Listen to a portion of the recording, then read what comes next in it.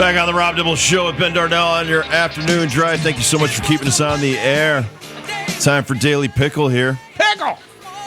Talking about cramping up pitchers and pitchers with groin injuries and some other baseball stuff that we're going to go over here. And Juan Soto looks like he's kind of getting into the swing of things here. Big time. About 40 games in. That guy's just got so much unlimited potential at 25 years old. He is...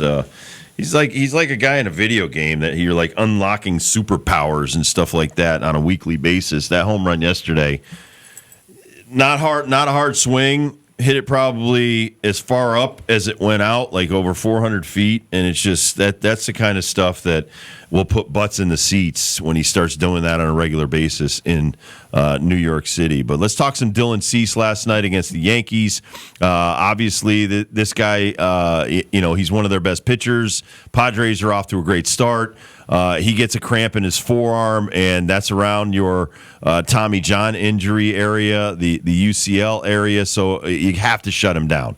And so as soon as he feels something, and honestly, there's a lot of pitchers that are stupid enough to think, I can pitch through this.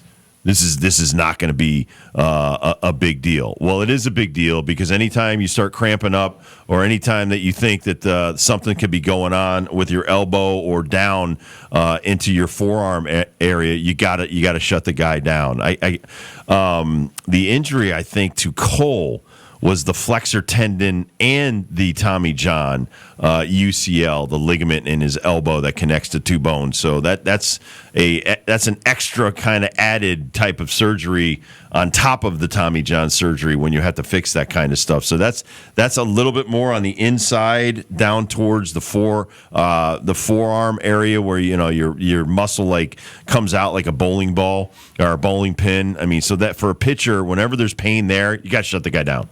That's so right now they say they're not overly concerned. They're going to do an MRI. They're going to do a bunch of stuff because these guys, here's the thing I've been railing against for years. They max effort every pitch. They don't like we were talking about Gaylord Perry the other day and the anniversary of his 300th win.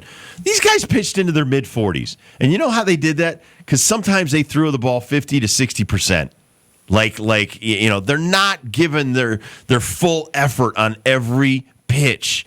There's sometimes but here's another thing with the hitters. The hitters are max effort on every swing. You don't have to. Yeah. Sometimes we were taught, and these are situations where it's a must bunt situation, and it's like say a suicide squeeze. You could throw the bat at it. You literally throw the bat at it. You're not even trying to bunt. You're trying to just make contact because that's the play. And I think that these guys are so thick sometimes that they don't get that baseball has finesse in it. Baseball is the type of, it's like bowling. Sometimes you don't have to throw your max shot. Sometimes you just have to pick up that spare. And I think that Dylan Cease is the type of guy, listen, this guy, every breaking ball, every changeup, every fastball is max effort. And, some of the guys I love that have stayed around for a long time, like a Verlander, this guy got it about halfway through his career. Where what? I'm just going to throw a 70-mile Zach Greinke I love. I'm just going to throw a 70-mile-an-hour curveball in there and then come back with 95. It doesn't have to be max effort all the time. So in this guy's case, this might actually be a wake-up call to Dylan that, hey, you're a young guy. You don't want to, injure yourself because then you're out for a year and a half. So this might be a good thing for him to miss a start or two. He was cruising, 6 innings, 2/3 work, one hitter. It was an earned run from a Cody Bellinger blast. But then after that, you got to tip your cap to the Yanks to get that win with only 3 hits. They were happy as hell he got out of the game. I bet, man. Really? I bet. But just a couple of big swings, one being a 2-run home run to tie the ball game, and they played the bottom of the 10th the way you're supposed to do it. And they got the guy to third. They hit a deep ball, get him in, and put the sacrifice fly later. They win the ball game. It sucks for Cease because he was doing so well, but on the other side, Max Fried looked great. The Yankees got the day off today. They will be in Sacramento to take on the Athletics. I can't wait because get to that Sacramento minor league park. Be betting on home runs all week, baby. They're going to be hitting a lot. I mean, it's bad enough the Yankees were the away team in their spring training home. Now you got to fly 3,000 miles to play these guys in some neutral site where you're the away team. But here's the bonus, though. It's a great hitter's park. Great. Most of the teams that have gone in there, they just little tappy, and it's going to be a home run. And honestly, it was the Red Sox who went out there and got their butts waxed when their guy was like, well, hey, or no, they went to Chicago. They went to play the White Sox, and their announcer was like, oh, yeah, this is a good team to get healthy against for the Yankees. And some of these guys like Bellinger and Volpe and Wells, this is a good ballpark to be like, listen, if we don't start tightening it up a little bit, I might be back in one of these minor league ballparks soon. Speaking of the Red Sox, they're back to their winning ways after a disastrous loss to the Rangers. They won 2 in a row. They just finished up 5-0 the final score. And Slotton, who's really had a tough time on the back end of things, he got the win today. It can't be awful forever. I mean, can't be awful forever. Every now and then a blind squirrel finds a nut. They got the scoring started early, 2 runs in the second, and they just tacked on a couple as the game went on. But the Boston Red Sox now a game over 500, which is really good. Listen, I like their lineup, and they're going to hit. I mean, Trevor Story is a good bat. Devers is a good bat. Bregman's off to a great start, and he's a slow starter. Yes, the Casas injury sucks, but he wasn't hitting that well.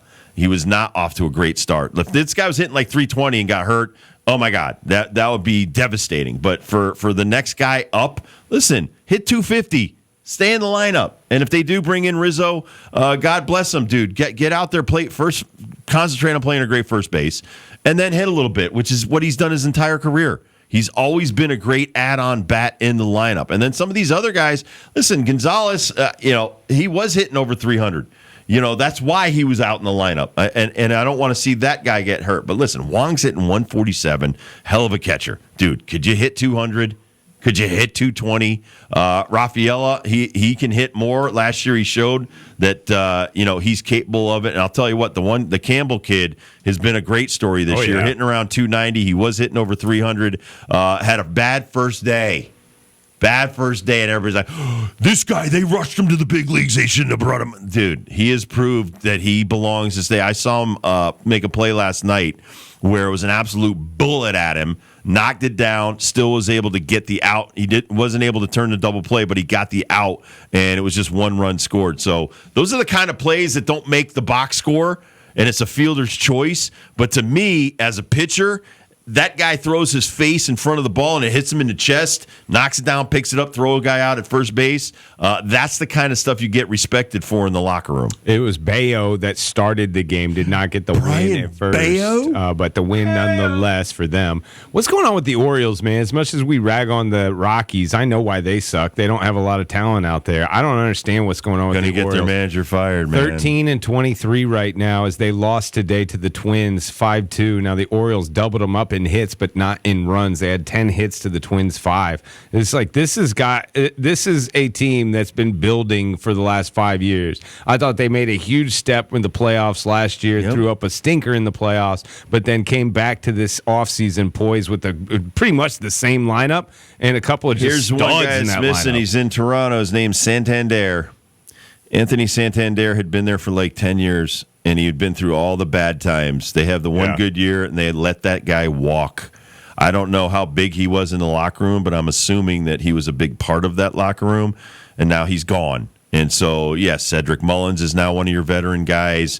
Mountcastle is one of the veteran guys. They both need to step up because they're playing below, Adley Rutschman, but average. yes, Rutschman, who's a great hitter, is hitting 210. Think I was going to bring this up. Think about that. Mountcastle's hitting 209. Listen, it's contagious around baseball right now. The hitting plans of these hitters going up there without a good game plan of how to put the ball in play, and now you're because it's not just the crappy batting average. Your on base percentages for a lot of these guys is underwater, under 300. Mullins is under 300. Dude, you got to be over 300. You're a speed guy.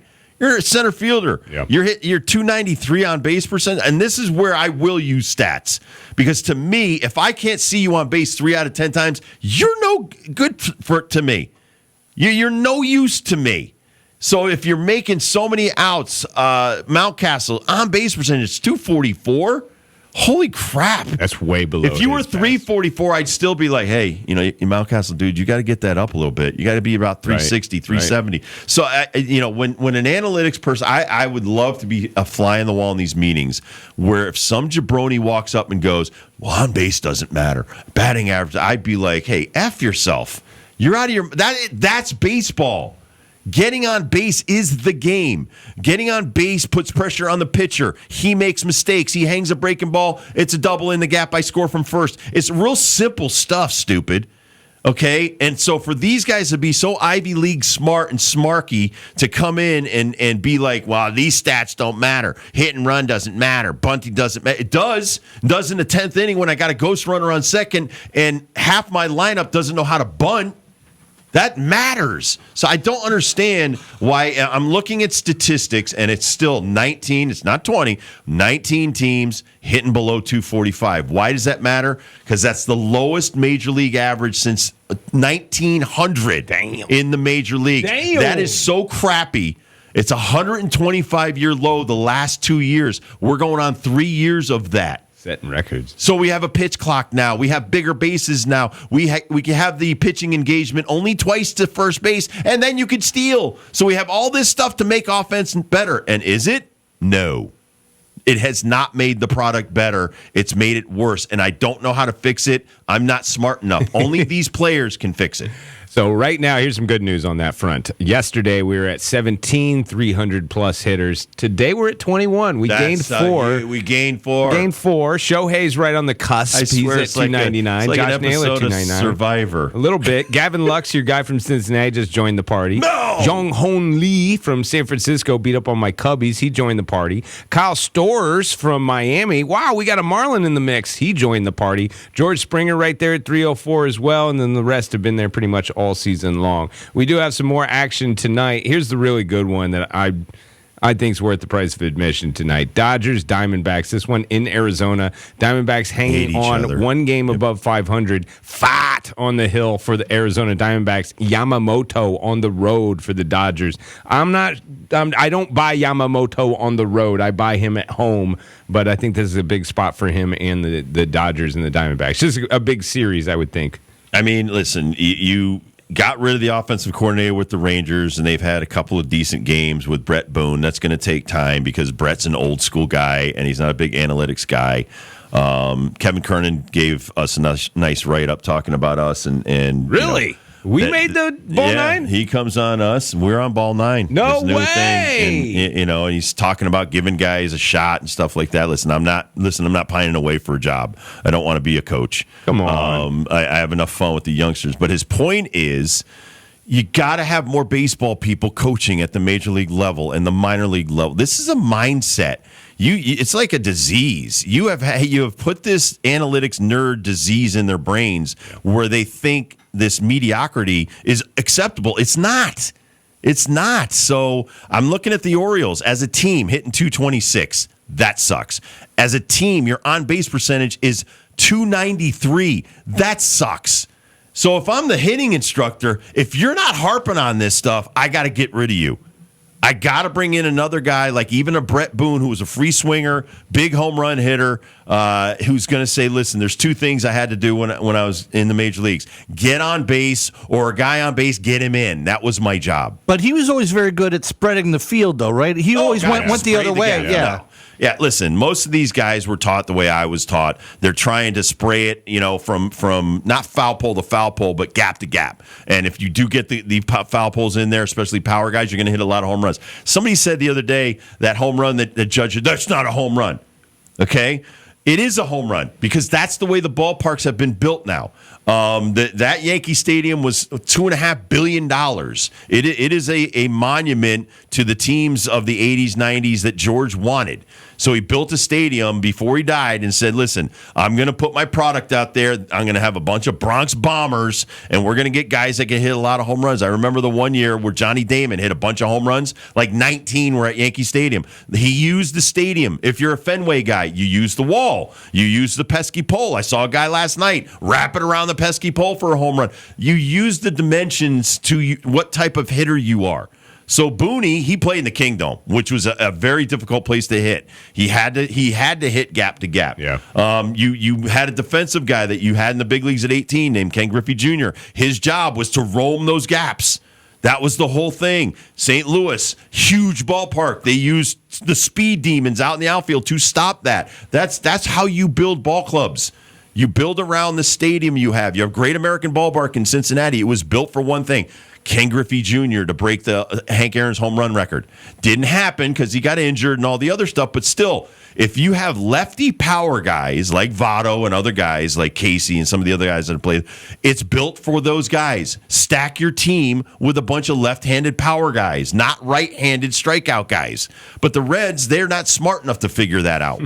So, shame on you that you're not figuring that crap out. So I don't blame or begrudge the Yankees for building these teams around their ballpark. They've done it famously. They keep winning 95 or 100 wins a year because of this stadium. It's an 81-game home field advantage. Now Citi Field is starting to build the team around the stadium. You brought in Lindor. You have Alonso. Now you have Soto. You have Vientos. You have guys that now can hit in this ballpark. Now get a little bit of pitching late in the game. It's not that hard. I don't have to be an Ivy League educated person to say, I'm going to build my team according to, listen, the Detroit Tigers, they actually started with a better manager. Let's get a good manager in here that can actually manage the egos. That's A.J. Hinch. He's done a great job. Then let's bring in some other guys, Torkelson, some of the other guys that they brought in there. These guys can actually hit here. Now you're bringing in some decent pitching. Why are the Tigers winning? They figured out how to build a ball club, and now they're going to bring back the fans. I'm disappointed. I'm watching the Rockies right now. I played in the minor leagues in Denver in the mid '80s, and I played at Mile High Stadium, the football stadium, before they switched over to Coors. So gorgeous. It's a mile above sea level. It's one of the most gorgeous places to watch a ball game. To put that terrible product out on that field with the fan base that they have is honestly, it's anti-baseball, and that's a commissioner problem. And so you have to start, telling these owners, you got to put a better product out there, dude. Pittsburgh, you can't keep firing your managers. You got to get a better product out there. Miami, Tampa, some of these other places, you're not going to draw flies unless we get 100 wins a year out of your ball clubs. And I feel bad because there's a lot of really good fan bases that the fans have just now turned their backs on the product. On this conversation, just as far as ballparks fitting the team and the player, I do think that Rizzo would work out in Fenway because of that pesky pole. He's lost a little bit of down pop. That line all the time, though. Yeah, he's a dead pole guy, and he's lost a little bit of pop. But here's what he hasn't lost: the glove. I was just going to say, he plays better first base in half the league, and he hasn't even been playing. Exactly. His percentage is still great right now compared to the rest of the league, and that's the whole thing. All right, we'll take a quick break. We'll come back, do some dibbles and bits for you next.